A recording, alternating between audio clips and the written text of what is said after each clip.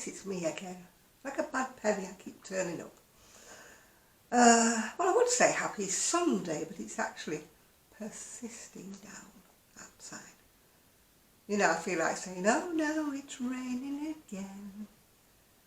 Yes, I am wearing the same outfit as yesterday, but I've changed the beads, so, you know, jazz it up a little, change it around, you know, make it look a little bit different. Oh dear. Anyway, the reason I've got this on is I've been knitting. I do like knitting, and I do knitting, but it really affects my thumb and my hand. You know, it's the old arthritis, isn't it, you know?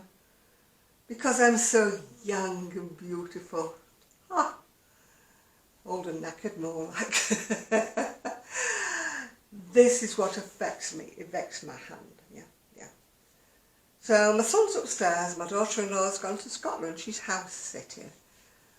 She couldn't take the dogs with her because they've got animals and our two dogs don't get on with the animals, yeah. So it looks like it's going to be me and the dogs because my son will be working most of the week. So it probably means I won't actually be getting to minute clubs, but hey ho, it means you lucky, lucky people, you might see more of me. Not that it does me any good, you know. I'd love to be one of these YouTubers who actually makes money. I've got the viewers, I've got the hours, I get the people who watch me. And yet, obviously, something goes wrong along the line because, you know, if you think I'm doing this for the money, you're sadly wrong. I get paid peanuts every now and again, yeah. I'm obviously not one of the more popular people, like that people flock to watch every hour, watch every video, watch every advert. Maybe that's the clue. Maybe I should say, please watch the adverts. Go make a cup of tea, you know, while the adverts are on. But just think, you know, Jan's doing this. She's a poor old pensioner. She's not getting paid anything. So maybe we could put a couple of coppers in her pocket by watching the adverts. Anyway, just a suggestion, just saying so. Anyway, I'm still doing my crochet. Again, no pattern. I know I annoy people, but I crochet better without a pattern. Yeah.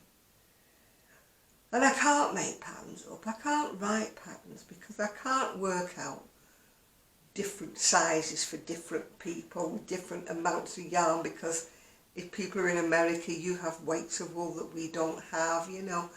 And also you use different terminology to what we do, you know. If I say, it's like that old, you know, tomato, tomato, isn't it? If I say a treble, you say a double, you know. So this old little adulty brain doesn't work. So sadly you will not get patterns or tutorials from me. I mean, tutorials are awkward anyway because I don't have the equipment, you know, and as I said before, I don't earn the money off YouTube to be able to buy, you know, said equipment with overhead gantries and cameras looking down. And in any case, I haven't got the time. You know, if I was making gazillions of money, it might be an incentive to actually make one. But being as I'm not getting anything much at all, I get a little pittance about every 3 months. So, you know, no, it doesn't encourage me. Sad, yeah. But anyway, you know, I'm sure you're all crocheters a million, yeah. You can all crochet well anyway. So I'm like, you know, what they say, is it feeding strawberries to a donkey or something? Anyway, I've done the back, as I've shown you before. The back's all done. And the front is done, although I may alter the neckline slightly. It does look a little bit low. But by the time I've put the neckband on it, it might be okay, yeah. And I have done, now, one sleeve. So, guess what I've got to do next? I've got to do another sleeve, which is always a little bit more tricky because I'm following what I've done without writing anything down. I should explain that I'm such a duffer that when I write anything down in Janet speak, Janet doesn't always understand it the second time around. You know, such a clever clog, aren't I? Anyway, I am knitting and I am following a pattern, although, wait for it, I know you're waiting for it, it's a vintage pattern. When I had the wool shop, it used to be the best-selling pattern we ever had. And I think it was Emu's best-selling pattern. People used to come in and say, have you got the lady with the red hair wearing the pink cardigan? Have you got that pattern? And we did. You may still be able to get a carbon copy, PDF or whatever on Etsy.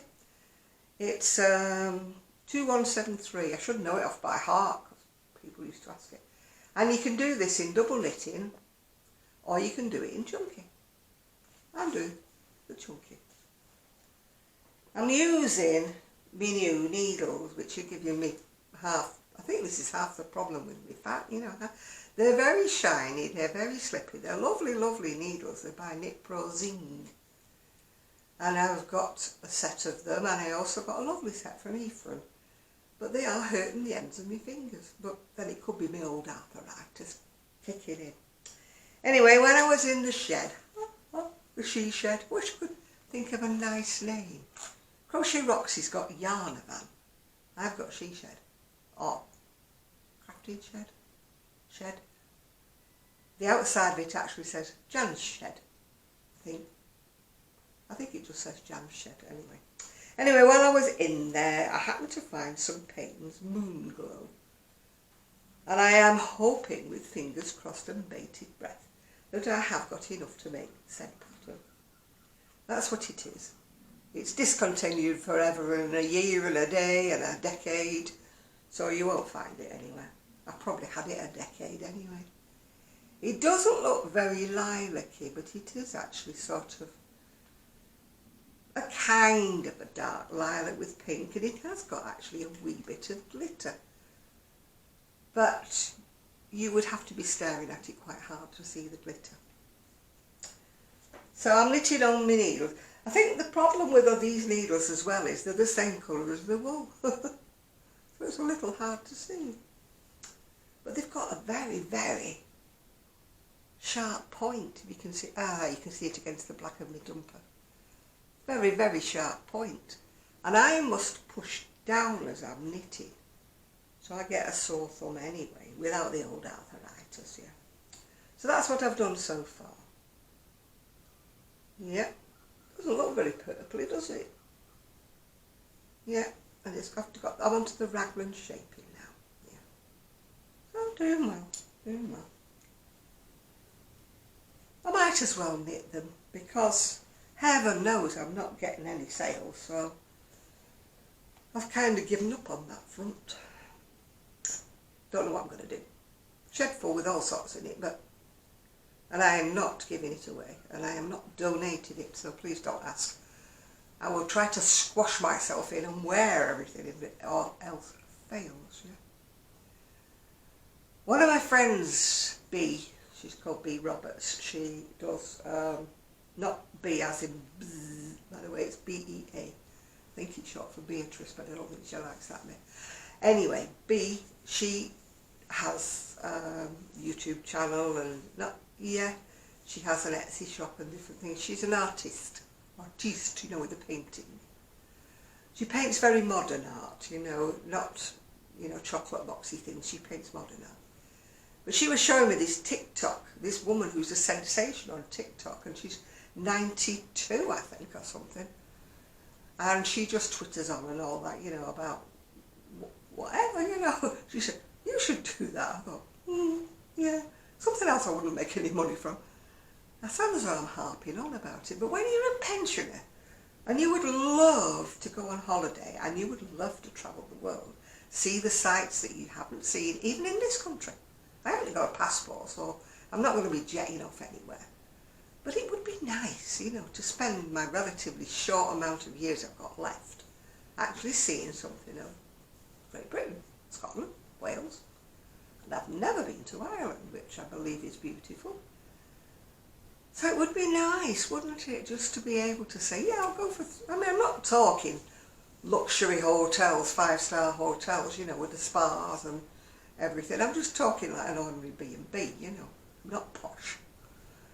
Yeah, but it would be nice nice, wouldn't it, to go to places and have a look round, you know, before I pass away. Oh, there's my son, very delicately burping. Very nice of him, isn't it? He'd probably come bursting in here now, wondering what I'm doing. I'll be glad when I'm on my own next week, actually, and I can do my videos quietly. Yeah. I was watching another video and they were talking about, you know, childhood and children and everything. I had a lovely childhood. I really did.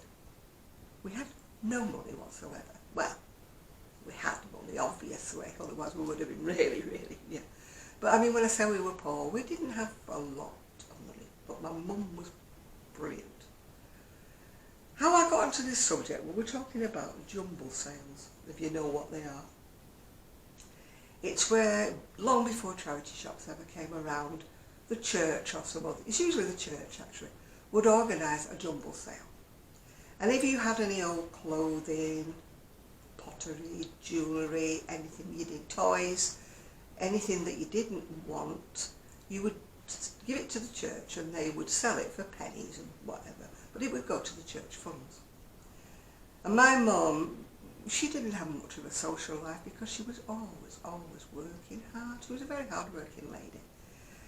She used to be part of the church. I think she went mainly because she was kind of lonely, or the only friends she had were within the women's group, you know, from the church. I think that's probably all it was.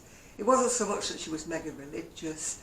I think it was more of a social thing, which a lot of churches were back in the day. They were the only social activity for a lot of people. So we used to have these jumble sales. I used to love the jumble sales, you know. I'd go with me pennies. They would be pennies. All my mother could afford to give me would be a few pennies, yeah. And I would go, and I would inevitably come back with the brooch that said Mum on it, you know, which she's going, oh, how pretty, how lovely. Went in the drawer, she never wore it. But I think it probably got donated to the next jumble sale.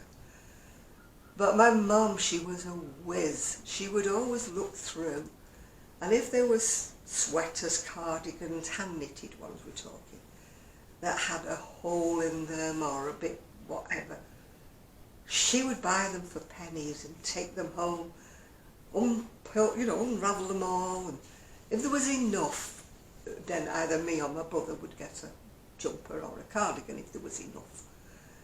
If it was too badly damaged, you know, she'd make a scarf or even mittens or a hat or something like that. My aunt was a brilliant tailoress. We used to call them a maiden aunt in those days, not a spinster. Maiden aunt meant they never got married yet. She stayed at home with my grandma, my dad's mum. And she was a tailoress, and all through the war, like, she would be making alterations to things, do amending things, you know. I learnt to do a beautiful embroidered, like an arrow, which went over the top of, you know, if you had a straight skirt and you had a kick pleat, and you'd accidentally strode a bit too far and you'd split it, she would put it together with a beautiful embroidered, like an arrow, which covered the rib. She was a brilliant seamstress. My Auntie Janie, she was called. I think she was called Jane. I don't think she was actually called Janie, but everybody called her Janie. And my mum would get coats or dresses or something at these jumble sales, ladies' ones, that probably had a tear in them or a little damage somewhere or other. And probably by the end of the jumble sale, these wouldn't have been sold, yeah. So she would buy them for maybe half of what they were asking for them. But bear in mind, we're only talking pennies here, tunces. And my auntie would take them apart, cut them all, and make me a coat from a lady's coat, obviously avoiding the damaged bits and things. Or she would make a dress for me out of a lady's dress. Which is why I think when I was little I used to wear the most inappropriate fabrics, you know, big cabbage roses or something, you know. I can remember when things came off coupons, because you maybe in America don't know what I'm talking about. If anybody in the UK does. Everything was rationed. It was rationed during the war, but it was still rationed when I was born 1945 at the end of the war. Things were still on ration because things were in short supply. So in order for the rich people not to buy everything up, leaving nothing for the poor, you had to collect coupons, and you had to have so many coupons to buy a yard. It used to be yards in those days, not meters. A yard of fabric or 2 yards of fabric.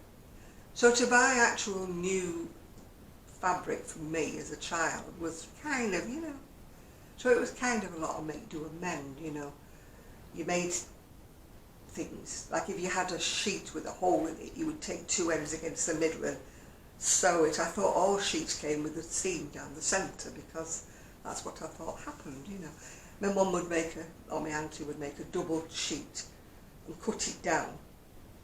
And if it got damaged again, it would get cut down and made into a pram sheet or a cot sheet, or whatever.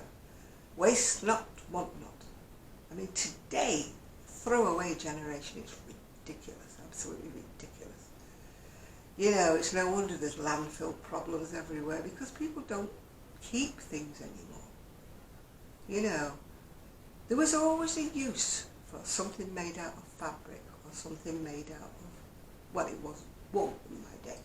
There was no acrylic, it was all wool. There was always a use for something. Even if a piece of fabric only finished up as a duster, or a floor mop, a mop. There would be a use for something. But nowadays, people just go, oh, I don't want that. Or, oh, the zip's gone on my jeans. I'll throw it away. That's sacrilege, for goodness sake. If you can't put the zip in, there's a tailor down the street that can put it in for a few pounds, put you a new zip in. Save you going to spending whatever, how many pounds, dollars on a new pair of designer jeans. Nothing wrong with them. The zip may have gone. Go to a tailoress, get a new zip put in, for goodness sake, yeah. And my mum taught me how to darn from a very, very young age, and I think that's a dying art. Because people will walk around the street, with big rips in their jeans and knees hanging out, but they won't walk around with a darn in their elbow, yeah. Oh, my mum was a dab hand at the darning. She taught me how to darn from a very, very young age. And of course, men used to have the leather elbow patches and leather around the edge of the cuff where they wore, I mean, it turned out later to be quite a fashion statement at one time, where people put patches over things that weren't even worn out. You had a patch on, didn't you? And she used to turn my dad's collars round, the other way round. Because my dad was a very hairy man, and he had to shave all the way down here. So consequently, he used to rub his collars because everybody wore a collar. Collar and tie. He was only a humble butcher, but collar and tie was always worn, And, he wore the white coat, obviously, and the apron and everything, but he always had the collar and the tie on. So with him, moving his neck about or whatever, he would wear the collar. So my mum or my aunt, the tailoress, would unpick and turn it around. And in fact, when I was first married, and we were a bit, bereft of money, let's just say, I used to do the same thing with my husband's shirts and his cuffs. He used to wear the cuff out. I either used to turn the cuff, or I would cut the cuff, turn it inside and machine round. It meant it was a shorter cuff, but at least it was wearable, But these things are just not done these days, and I don't know why. People are always moaning and groaning, saying, oh, they haven't money for this and they haven't money for that. But they don't know how to, I would say, revamp, revitalise clothing. I mean, this, for example, that I'm wearing, that I showed you yesterday, I must have had this, I would say, at least 15 years, probably maybe 20 years. It's got the pattern around the edge of the dress as well. I think I could show you without revealing all my knees. It's got the pattern around the bottom, so it's in actual fact like a sleeveless dress with a jacket over the top. But I can't remember when I bought it, but it must be 15 or 20 years ago. But I'm a great one, I mean, even when I put on weight, and I couldn't wear the skirt, you know, that had the waistband that wasn't elasticated with the button. I would take off the waistband, yeah, and I would take it down a little bit and I would put elastic. But when you take it down a bit, you're more or less going to the sort of more the hip line. It meant that the skirt was slightly shorter, but bear in mind I usually wear maxi skirts and dresses. So therefore I could wear it even though I put on a bit of weight, yeah. I was a dab hand at doing things like that. I still am to a certain extent. I still will shorten things, alter things, let the waistband out. If something's not hanging right, I will put darts in or darts in here. I will still do that to a certain extent, yeah. And this is why I like to crochet without a pattern. I'm not too clever at knitting without a pattern, although I can do baby things without a pattern. But adult things, I mean, I'm plus size, as you can see, not exactly twiggy. You know, I can do crochet to fit me. No problem at all. I cannot understand why people's brains don't work like mine. Maybe it's just a me thing. My brain automatically sees something. I've got friends who can do it with sewing, which I think is absolutely brilliant, that they can sew something without a pattern. That I think is absolutely marvellous, you know. I've made dolls' clothes without a pattern. And I did make my son some pyjamas when he was only teeny weeny, yeah. Back to the no money bit, you know. Yeah. And of course I made lots of dolls' clothes for my nieces. I knitted, crocheted them, sewed them. I did them for Action Man, yeah. It's like the movie coming out, I went in Barbie. I don't think I want to go and see the movie. But the actual clothes that Barbie wears, I was like, oh yes, that's just my era, you know. The shirt-waist dresses with the big skirts and the waspy waist belts. That was me when I was a teenager. I sort of alternated between the big skirts with the net underskirts or the very tight pencil slim skirts. And I was so slim back then, I could make myself a skirt with a yard of material. I used to go to Oldham Market, which was called Tommyfield. I don't know why. Maybe somebody called Tommy on, you know, Underfield at one time. But they used to have an outdoor market, you know, with the stalls, you know, with the covers up. And you used to be able to get material, fabric, very, very cheaply. So I used to go up on a Saturday morning and I would get material, fabric, we used to call it material, to make either a pencil skirt, make one for myself, make one for me, my best friend, or I would make the sheath dresses, you know, the straight up and down, but they were darted. They had bust darts, and then they also had darts going down from under the bust down to the hip, which gave you a nice shape. They were basically straight up and down except for these darting. And then you had a little tie belt. So I used to regularly go up on a Saturday morning and buy this material, make one for me, one for my best friend, you know. Sometimes we would put fringe around the bottom and think we were flapper girls, yeah. And straight skirts, yeah. But as we were saying, people, it's all relative, isn't it, whether you think you're poor, it's relative. Because I never knew we were poor until I looked back on it when I was growing up. And once I was growing up and I was a teenager, we bought the first wool shop. I mean, don't get me wrong, the first few years of having a wool shop are difficult. If anybody's thinking, oh, it must be great to have a wool shop, you make no profit whatsoever for the first 2 years. Because you've got to pay your rent, your rates, your whatever, your staff. You've got to take wages out because you've got to put food on the table, haven't you? So the first 2 years of our wool shop were grim, really, grim. We didn't start making any profit until I would be about 14 or something like that. It was only when things eased off and my mum could buy me, you know, like new things, you know, new shoes for school, new things, you know, instead of second-hand rose, yeah.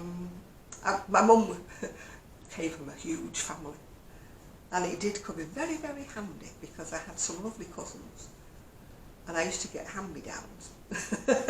They were older than me, so when they grew out of things, they get passed down. And believe it or not, I used to be a skinny little thing. Skinny little thing when I was little. And so, you know, things fitted me that came from my bigger cousins, because with a bit of tweaking from my aunt the tailoress, you know, a bit of tweaking here and there, they used to fit me perfectly, yeah. I had one cousin, and she was like me, slim. But her younger sister, I'm sure she'll pardon me for saying this because I don't think she watches, was a little bit on the chubby side. So the big sister's things couldn't get past to the little sister.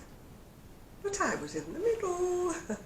And I got all the fancy frocks that my mother would never have bought me in a million years. Because my aunt had more taste of like frilly things and frilly material, whereas my mum was very utilitarian, you know. Everything should have come with that little. Well, during the war, things used to get marked with what they call the utility symbol. If you don't know about it, you can look it up. It used to get put on furniture, it used to get put on everything. Well, you know, my mum would have bought clothing with the utility mark on it if it would have had any, you know. She was definitely. Everything I had was make, do, mend, pass down, or rejigged from something else. She used to knit me sweaters and cardigans and re-sleeve them, you know. I didn't know that cardigans came in one colour till I went to school, you know, and I had a school uniform. Everything I had was stripy, or had a different coloured sleeve, you know.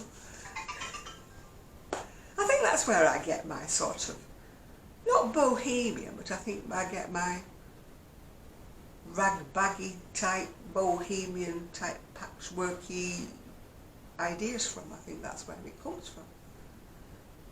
You know, I think it's like Dolly Parton with her coat of many colours, isn't it? You know? That she wore it with pride, yeah.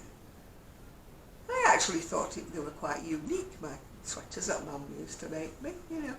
They might have one colour, the same colour back and front, but then they'd have either different coloured sleeves or striped ones, you know.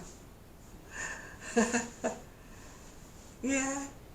We did occasionally get new things. I can remember having what we used to call a rabbit wool. When it was Whitsuntide, Whit Sunday, we used to have, again it's the church thing, isn't it? You'd all have new clothes. And my mum used to make me a little rabbit wool bolero, you know, bolero, whatever you want to call them, every year to go with the outfits, you know. And they were a demon. I mean, you were bits flying off everywhere, yeah. I can always remember as a teenager saying to my mum, do you know the boleros you used to make me? Can you make me one? She said, yeah, I can. And of course I used to go dancing, didn't I? And the guys back in the day were very smart. We're talking pre-Beatle era Beatle. They always wore suits when you went dancing. There was no jeans and a t-shirt stuff. It was always a suit, yeah, tie. You could always tell who I'd been dancing with, because when they used to put that ultraviolet light on, or the blue strobe light, yeah, all the men I'd been dancing with would have all this rabbit fur stuck all over their jackets, yeah. If it wasn't dandruff that, you know, was glowing in the dark, yeah. But those were the days, weren't they, yeah. So I think that's where I get my designing flair from. Because my mum, to earn extra money before we had the wool shops, used to have industrial knitting machines, and she used to knit for people. Oh, we shut this off. Oh, for goodness sake. It stopped. There was no knitting patterns for these industrial machines, so everything she did, she was like trial and error out of her brain. So I think that's one thing I did inherit from my mother, and now I have lost the zapper. Oh, here it is. So I said goodbye, and if you are unlucky, you never know, you might get a Vlogmas August, or whatever they call it, Vlogust. You never know, you're lucky in a raffle. Bye now.